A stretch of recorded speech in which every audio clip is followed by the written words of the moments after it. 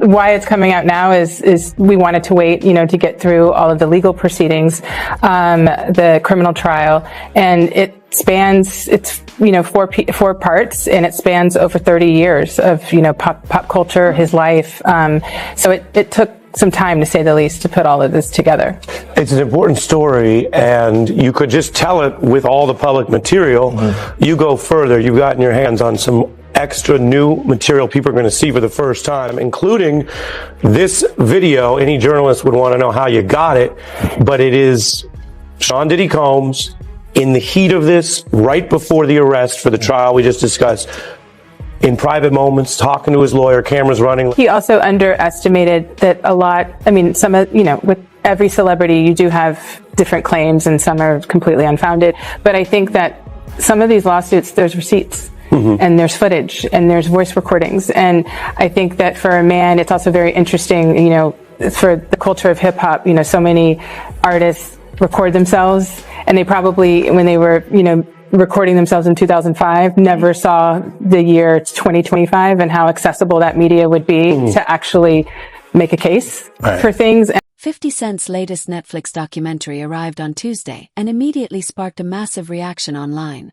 offering an intense examination of Diddy's rise to influence and his subsequent downfall. Packed with major revelations, rare archival footage, and candid accounts from former insiders, the film moves quickly through a world that had largely remained out of public view. In one episode of Sean Combs' The Reckoning, former Bad Boy Records employees and artists revisit the turbulent period surrounding the deaths of Biggie Smalls and Tupac, sharing personal experiences and suspicions rather than definitive conclusions. Interviews with Mark Curry, Roxanne Johnson, and Bad Boy co-founder Kirk Burroughs revisit an era marked by exploitation claims, growing tensions, and the escalating East Coast-West Coast rivalry of the 1990s. Together, their stories offer a more intense look at an industry driven by ambition, pressure, and internal battles for power. And hearing from Greg Kading, the detective that worked on Tupac and Biggie's case in this documentary. He is the investigator that did that proper agreement with Keefe D way back in 2008, where Keefe D alleged that Diddy tried to offer him $1 million to take out Tupac and Suge Knight. And Tupac's trial with Keefe D is coming up very soon in early 2026. And we know that Diddy's name has been dropped at least 200 times during these proceedings. And Puff created the atmosphere for both of those guys to lose their life. I honestly, when I look back on it, if he trusted Sean more, it would have been better. But he didn't trust him as much as the way Sean says they were best friends after he was dead. No, I didn't see that during the time we were working. The documentary continues with a steady stream of explosive claims, presenting itself as one of the most aggressive examinations of Diddy to date. It states that he is currently being held at a federal facility in New Jersey while serving a sentence connected to transportation-related offenses, while also pointing out that jurors rejected several more serious charges, highlighting the complicated nature of the case. Public attention surrounding Diddy intensified in late 2023 after a major civil lawsuit from his former partner triggered a wave of additional legal proceedings and pushed him into constant headlines. As the series explains, more allegations have continued to emerge, creating widespread debate and speculation, while Diddy has consistently denied the accusations. That leaves the public trying to navigate the space between allegations, court outcomes, and unresolved questions. Combs have now sent a cease and desist letter to Netflix. That's right. They are demanding it not release a docuseries featuring the embattled. Rather than simply repeating earlier accusations, the documentary pushes the discussion further by presenting additional claims that have reignited public attention. According to the filmmakers, they secured rare behind-the-scenes footage showing Diddy inside a New York hotel room only days before his arrest, recorded by a videographer who was working with him at the time. The footage reportedly captures discussions about his next steps with legal advisors, as well as his response to the growing media pressure surrounding him. The series presents these scenes as unusually personal and unscripted, offering viewers a glimpse into the stress and uncertainty beneath his carefully managed public image. I'm waiting the whole time for Aubrey O'Day to reveal some major story that happened between her and Diddy. 3 episodes in, she's basically just talking about Diddy in a very general way. It isn't until the 4th episode that Aubrey reveals a witness walked in on Aubrey O'Day completely inebriated with Diddy doing things to her, as well as a second man who they refer to as a light-skinned, tall man. Details are very explicit and not anything I could share on here. This witness revealed that it was 100% Aubrey O'Day. It was really uncertain in watching Aubrey's reaction and kind of resharing this story whether or not she fully recollected the situation. He says it couldn't have been her choice to become inebriated because that was never her issue. She never really drank a whole ton. The earlier parts of this series, Aubrey does reveal these series of emails that she got from Diddy. They were all in very sexual nature, in a very sexual tone. He's basically asking her to come over and do certain things with him. It's these very domineering emails where he's basically setting the tone that he's the boss. She says that she felt very uncomfortable about those emails, and 6 months later, it is uncommon for someone facing potential legal action to be shown speaking so openly before formal charges, since conversations of this nature are generally protected by strict confidentiality. The documentary argues that having a videographer present may have unintentionally exposed sensitive discussions involving his legal situation. Diddy's representatives later told NBC News that the footage had not been authorized for public release, and that they did not know how it ultimately appeared on Netflix. They also emphasized that the videographer was bound by confidentiality requirements. From their perspective, the material was intended to remain private, making its release a serious breach rather than a deliberate disclosure. Boy, we had gotten over CCNY. It looked like the coast was clear. We were renegotiating with Arista. We were about to get a step up in the money. I had 25% of the company. I didn't know why he needed to get that back from me and then give it back to me again. I didn't understand that. That's like a trick. Like, okay, here, I gave it to you, now give it back, and don't worry, I'm gonna give it right back to you. I didn't want to give it up. So he came into my office one day unexpected, him and Kenny Marsalis, they had it planned out. Kenny had the briefcase with all the stock certificates in it, and Diddy had the bat. Not like, I'm gonna beat the shit out of you with the bat, but he had the bat like, man, we got to do this. This has to happen. I didn't feel I was gonna get beat down in that office, in all honesty. I got people that can jump out of the shadows in a minute. I wasn't threatened by him. What I was messed up over was the fact that I started this company with you from day zero, and now the one solid thing that you told me I had, you want to take that back and do a return to me on that at this critical time that we're renegotiating and getting a step up on the contract. When he told me it was about all of that renegotiating and that I should trust, I did, begrudgingly, angry, upset. It wasn't right. I did it. He got the stock back. I went on, tried to get over that, kept doing my job, doing what I had to do, delivering everything. And once again, I was caught up in the job. I forgot all about it. And next thing you know, we had the snafu. I was fired. And he just said, oh, okay, bye. And since he had never given me the stock back, he never said that he would pay me anything or give me anything. He just avoided me all these years. Not only did he avoid me all these years, running high and low, I went on and started working with Mary, who the three of us... The series strengthens its narrative by bringing in people from Diddy's earlier career, including former artists, collaborators, and associates who describe their experiences around his rise and expanding influence. Among them is Aubrey O'Day, known from Making the Band, who provides her own perspective and adds another layer to the story. Her account highlights the complicated experience of operating within the circle of a figure regarded as one of hip-hop's most influential power players. Through these recollections, the documentary explores the combination of ambition, control, and difficult professional relationships that reportedly existed behind the scenes. Pac's money, Pac wanted to leave, and it could be some other shit that was going on, but they still created an atmosphere for that. You understand that East Coast, West Coast bullshit. when Suge was trying to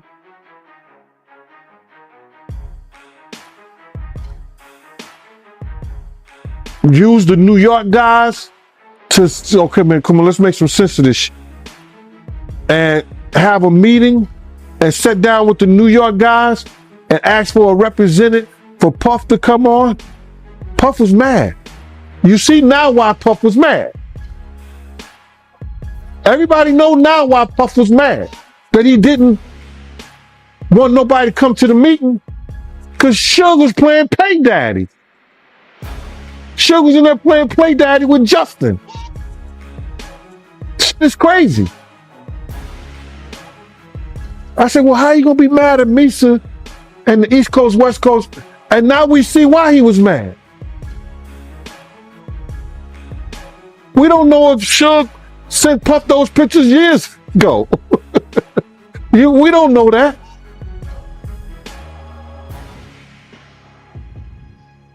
But that's why Puff didn't send a representative when Zipman was asking him, man, let me represent, just let me know. Nah, man, F that. They trying to get a black distribution company, a publishing company, all that for hip hop artists and music. Puff and Jay-Z ain't won't have shit to do with it. And look who get rewarded behind that. So, to answer your question, I think the atmosphere that they designed and made up led to what we know was the East Coast, West Coast war. And both of them had some responsibility in that. The series then moves deeper into accounts from people connected to Diddy's past. Singer Al B. Sure, who previously dated Kim Porter, discusses what he says he witnessed, while former bodyguard Roger Bonds describes experiences that he believes revealed concerning behavior involving Cassie. Bonds explains that his early impression changed as he became aware of more information. The documentary also revisits Bad Boy Records co-founder Kirk Burroughs and his former ownership stake in the company. Burroughs alleges that intimidation and pressure caused him to give up his share, a development he says contributed to major personal and professional consequences. These accounts are presented as individual recollections rather than established facts, creating a contrast between Bad Boy's enormous success and the serious disputes and power struggles described by those involved. You say Suge looks over, he sees you? He looks right at you? Yeah, he looks at me. Okay. When he looks over at you, and then, Tupac's busy getting shot. Evidently, the story is Tupac's trying to either get out in the back seat or something. Yeah, what do you see happening inside of their car? I seen a bullet going Suge's head. I thought he was dead. You thought he was dead. So Orlando crossed Dre? He leaned over on the window, we rolled down the window, popped. They would drove on my side, I would pop them. You know what I'm saying? But they was on the... Burroughs eventually took legal action himself, but that case was dismissed because too much time had passed, while he remains involved in other legal disputes. Episode 2 then turns toward the notorious Bad Boy Death Row rivalry and the East Coast-West Coast conflict that dramatically changed hip-hop. The documentary compares Death Row's roster, including Dr. Dre and Tupac, with Bad Boy's lineup featuring Biggie, Faith Evans, 112 and Maze. One of the strongest claims from the interviews is that the performers themselves were not necessarily responsible for driving the feud.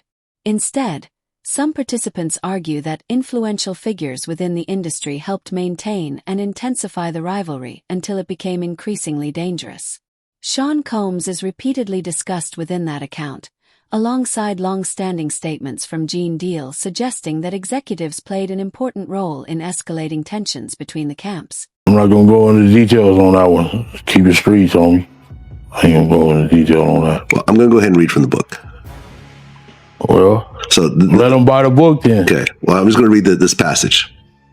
The shit was on. Tupac made an erratic move and began to reach down beneath his seat. It was the first and only time in my life that I could relate to the police command. Keep your hands where I could see them. Instead, Pac pulled out a strap, and that's when the fireworks started. One of my guys from the backseat grabbed the Glock and started busting back. The first skin shook in the head, and I thought that motherfucker was dead. I had heard some stories, supposedly that Suge used Tupac as a shield when the bullets started flying, but that's some bullshit. Suge was already wounded, and he was the one that got touched. As the rounds continued flying, I ducked down so I wouldn't get hit. Basically, yeah. White Cadillac, arm came out the back seat and started letting off. What went through your head when you saw that? They shot my name. 2008 proper agreement, he alleged that Diddy's friend Zip Martin is the one that gave him the weapon that was used to take out Tupac. And KPD told the investigator Greg Kading that Zip Martin had a special compartment to keep this weapon in his car that he drove to Las Vegas. And in this documentary, we have Greg Kading confirming that Zip Martin did drive the same type of vehicle that KPD alleged to Las Vegas this night. And then during this documentary, we heard from the former president of Bad Boy, Kirk Burroughs, who alleged during this time, Diddy had him hiring a whole bunch of people and getting cars to drive to Las Vegas. And he is now very curious into why Diddy wanted to do this. And he said, in his opinion, he now believes that Diddy was behind. According to the documentary, the rivalry between the labels eventually extended beyond music and developed into a much more dangerous street-level conflict. The series alleges that rival groups became informally connected with opposing sides associated with Bad Boy and Death Row. Within that account, Diddy is placed within a wider network of relationships, including references to Eric Von Zip, whom Diddy once described as a family figure to Dwayne Keefe D. Davis, a name that has long appeared in discussions surrounding gang activity. Using recorded material and commentary from former LAPD detective Greg Kading, the episode revisits Davis's version of what happened during the 1996 Las Vegas shooting that killed Tupac. These statements are presented as personal accounts rather than verified conclusions, but interviews with people such as Keefe D. add further intensity to the controversy. That after Pac got Puffy gave Zip $1 million that was supposed to be handed over, and Zip ended up keeping it. And I remember when I interviewed TK Kirkland, who was actually roommates with Zip at one point. They were that close. He actually said, yeah. The feds said that too. He said that actually happened. Well, the story that has circulated was that after Tupac got, Puffy allegedly gave the money. I heard to Zip. Yes. And Zip was supposed to give the money to Keefe and them. Yes. But he never gave the money to him. But thank God he never gave him the money, right? Think about it. If he gave the money, Puffy will be in prison now, money for hire. So thank God. It's just a true story. I'm not saying yes or no, but if he would have gave them the money, it'd have been for hire and Puffy would be locked. The documentary goes further with Davis alleging that Diddy offered financial incentives to target Tupac Shakur and Suge Knight, who was traveling in the same vehicle when the shooting occurred. These allegations are presented as Davis's account and not as established fact. He claims the supposed payment was never delivered, linking that to Knight surviving the attack and alleging that the money disappeared with Eric Von Zip, who has since died. The series presents these statements as unproven allegations while using them to add another disturbing dimension to the controversy surrounding Diddy. The claims have naturally intensified public scrutiny while highlighting just how complicated and serious the accusations surrounding this period of hip-hop history remain. Speaking on the situation with Biggie, how he was the one in charge of planning this London media trip for Biggie that he was supposed to be on the night that he was actually unalived. Kirk Burroughs claims Diddy is the one that canceled this trip and Biggie did not want to go out to Los Angeles. And Kirk Burroughs feels like Diddy should be responsible for what happened to Biggie. What Kirk Burroughs alleged next is what's really chilling. He said something that we have heard alleged many times, and he said that Biggie was actually leaving Bad Boy Records shortly before he passed away. Kirk Burroughs alleged that Biggie already signed the paperwork to get out from underneath Bad Boy. Then Kirk Burroughs went on to allege that after Biggie passed away, Diddy came to him and told him to change the terms in the contract that Biggie signed. And he claimed that he was so calculated that he told Kirk Burroughs to just switch out the middle pages. That way on the last page, Biggie's signature would still be there. That way Diddy could allegedly... Burroughs also claims that Diddy pressured Christopher Wallace, better known as Biggie, to travel to Los Angeles to promote his album despite the rapper's apparent hesitation. According to Burroughs, that decision came shortly before Biggie was fatally shot in 1997. He argues that the trip placed the artist in a dangerous situation, and further alleges that Diddy later presented the journey publicly as Biggie's own decision rather than something influenced by outside pressure. These statements remain allegations and have not been established as fact, but they challenge the traditional account of what led to Biggie's trip and introduce another controversial interpretation of one of hip-hop's most sensitive chapters. Late so soon, knowing that Tupac got killed 6 months earlier. The award show season was up. We had to go out there to participate in that. We had records that were nominated. We were a budding, launching company that already launched, and we were successful. We could not go. But Biggie did have an inconvenience. He had a car accident. I think it was in Brooklyn, maybe downtown Brooklyn. He had a broken femur at that time, and he was recovering from that. Big-sized person, could not really sit comfortably in a plane, not even first class, with a cast on. It was uncomfortable. He was talked into going to the LA portion of the trip so that he could be out there ahead of time. He was out in LA so there wouldn't be a big rush and bustle to get him there. So I think he was out there for a good week and a half ahead of time leading into the event. So being out there, we came to follow up and to have that night. And then he was supposed to, as per Arresta's marketing department, Arista, one of the best labels and distribution companies that you can have to back you, the legendary Clive Davis, who's backed so many artists, believed in Bad Boy so much, he put together a marketing campaign that was never seen before that campaign and still wasn't seen, but it was put together so that Biggie could receive an international press junket in London with all press from around the world meeting him that Saturday, Sunday after the Friday award show night. He was supposed to go on an international flight with me. We have the itinerary still to this day. He was supposed to leave that early morning, go to London, and we would be out there for 2 or 3 days, and then he would go back to New York and go home. Diddy called Sean P. Diddy, whatever his name was during that time, called late Friday night, early Saturday morning, saying he's not going to London. Call Arista, cancel it. You go. You represent it. You go. He's not going. He wants to stay here in LA.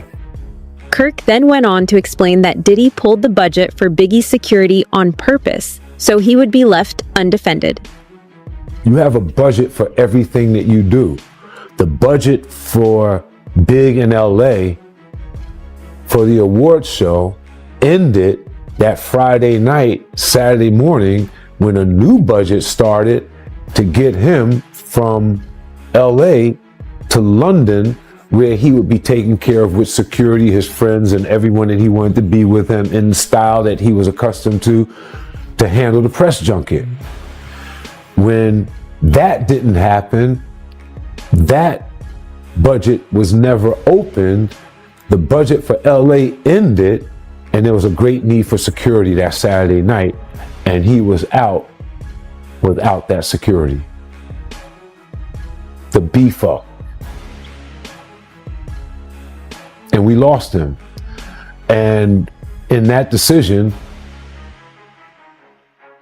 what it put us in, that decision put us in the worst situation that we could have ever been in. We lost our number one talent. We're on a West Coast where we're surrounded by enemies who told us not to be here. We really shouldn't have been there, but we were. Now we have to get out of there. At that time, I brought most of the company with me. I had a lot of interns, young people. I had to account for them with their parents. We had to get them home. That weekend, I think we had to get Sean out first. 1, 2, 3 steps in the trunk of a car, moving out the city limits to another airport on that flight out. I stayed until Sunday-ish or so, making sure all the interns, all the executives, every last one of the kids that was out there with us was back east. And then we had to make preparations for Big's family to know where he was at, for them to make preparations to bring him back home a week or so. Kirk Burrows goes even further by challenging the public image of the relationship between Diddy and Biggie. He claims their connection was not nearly as close or supportive as the relationship has often been portrayed over the years. Burrows says the two were not particularly close and alleges that Biggie's safety was not given the importance people might assume. These are Burrows' personal claims rather than verified facts, but they provide a sharply different perspective from the familiar story of loyalty and brotherhood associated with the pair. The documentary uses this viewpoint to further examine the relationship between power, public image, and accountability. Oh, hi, Gene. How are you? All right, man. You know I ain't seen you since I came to your house and had that conversation with you. How you been? You all right? I've been okay. I've been watching you on Facebook. I'm sorry, Ms. Wallace. I'm sorry I had to do what I had to do, but you know, it is what it is. Okay. I know you do. Thank you, Ms. Wallace. Like I told people, I said if Ms. Wallace would have called me and told me to shut it down, I would have shut it down.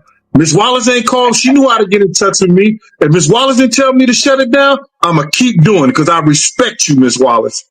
Do what you do. First thing I said was, Ms. Wallace, if you tell me to stop, leave Puff, stop, no, I didn't say leave Puff. If you tell me to stop doing what I'm doing, I will. She said, no, G, I watch you. You keep doing it. You doing a good job. You, man, listen here. Yo, I was happier than one of them boys at a Diddy party. I was so happy, man, it was crazy. Cause this was the first time I had talked to Miss Wallace since the last time I talked to her and was telling her about Big's death. Adding to the weight of the controversy, Biggie's mother has openly said in past interviews that she believes Diddy may have been involved in circumstances surrounding her son's death, a belief she has expressed as a grieving parent rather than a legal conclusion. Her statements injected deeply personal and emotional gravity into the narrative, intensifying public scrutiny over events that have haunted hip-hop history for decades. Framed as her perspective, not proven fact, her words nonetheless deepen the complexity of the allegations and amplify the unresolved questions that continue to surround Biggie's legacy and the powerful figures connected to it. Getting into what happened with Biggie. And Greg Kading alleged that Diddy wasn't helpful at all in the investigation into what happened to Biggie. We saw a lot of different records being put on the screen where it said he did not want to give any more info at this time, and this was at the hospital where Biggie passed away. And I also noticed this document that flashed on the screen that was from investigator Russell Poole. And Russell Poole said that he called Miss Wallace to update her on the investigation and that she was frustrated and angry that no one had been arrested for her son's unaliving. After bringing her up to date on the case and explaining our frustration with the lack of cooperation from Puppy Combs, Bad Boy Entertainment, plus Biggie's own entourage's lack of further assistance in the investigation, Miss Wallace calmed down and understood the situation. Greg Kading said in this documentary he believed that Diddy did not cooperate with Biggie's investigation because it would have led investigators back to him with Tupac's unaliving. I always remember the saying that when you solve one of their cases, you will solve the other. And that's why Diddy has repeatedly denied the accusations presented throughout the series, and those denials remain a central part of his defense as public scrutiny continues. The documentary suggests that even one allegation gaining wider acceptance could significantly damage the public image he spent decades building. Rather than offering a definitive conclusion, the series leaves the situation surrounded by uncertainty, placing his reputation, legacy, and public standing under intense examination. The potential consequences could be far greater than anything his carefully constructed persona has previously faced.